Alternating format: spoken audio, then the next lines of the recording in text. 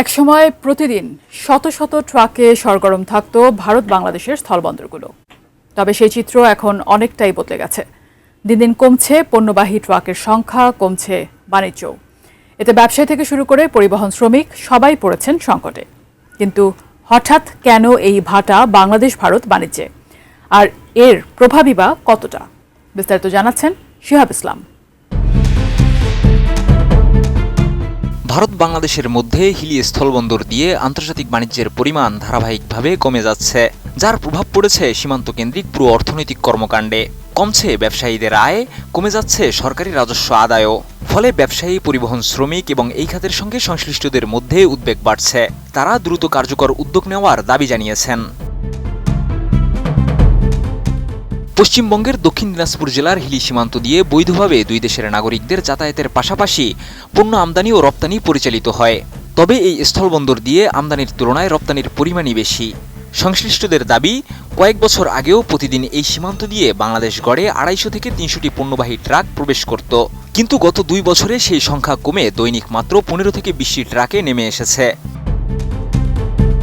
নতুন বাংলাদেশ গড়তে এলো জুলফিকার স্টিল। জুলফিকার স্টিল। বাণিজ্যের এই ধীরগতির কারণে শুধু ব্যবসায়ীরাই নন, ক্ষতিগ্রস্ত হচ্ছেন পরিবহন শ্রমিক, ট্রাক চালক, বহনকর্মী এবং সীমান্ত কেন্দ্রিক নানা পেশার মানুষও। তাদের আয় কমে যাওয়ায় জীবিকা নির্বাহ কঠিন হয়ে পড়ছে। একই সঙ্গে বন্দরকে ঘিরে গড়ে ওঠা বিভিন্ন ব্যবসায়িক কার্যক্রমেও স্থবিরতা দেখা দিয়েছে। রপ্তানি বাণিজ্যের সঙ্গে যুক্ত ব্যবসায়ীদের মতে, বাংলাদেশে কিছু পণ্যের চাহিদা কমে যাওয়া বাণিজ্য হ্রাসের একটি কারণ। তাদের মতে, সীমান্ত অবকাঠামোগত সীমাবদ্ধতাও বড় বাধা হয়ে দাঁড়িয়েছে। বিশেষ করে বহু আগে পরিকল্পনা নেওয়া সমন্বিত সীমান্ত পরীক্ষা কেন্দ্র এখনও বাস্তবায়ন না হওয়ায় পণ্য পরিবহন ও পরীক্ষা নিরীক্ষার কাজ আগের মতোই সময় সাপেক্ষ রয়ে গেছে। ব্যবসায়ীদের মতে, আধুনিক সমন্বিত সীমান্ত পরীক্ষা কেন্দ্র চালু হলে পণ্য ওঠানামা আরও দ্রুত হবে। আধুনিক স্ক্যানিং ব্যবস্থার মাধ্যমে পরীক্ষা নিরীক্ষা সম্পন্ন করা গেলে সময় ও ব্যয় দুটোই কমবে।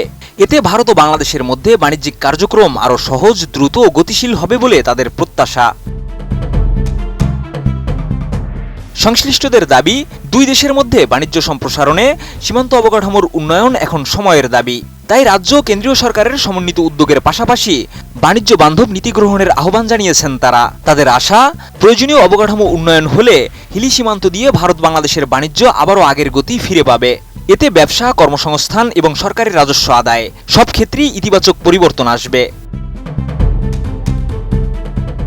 শিহাব ইসলাম, ATN নিউজ।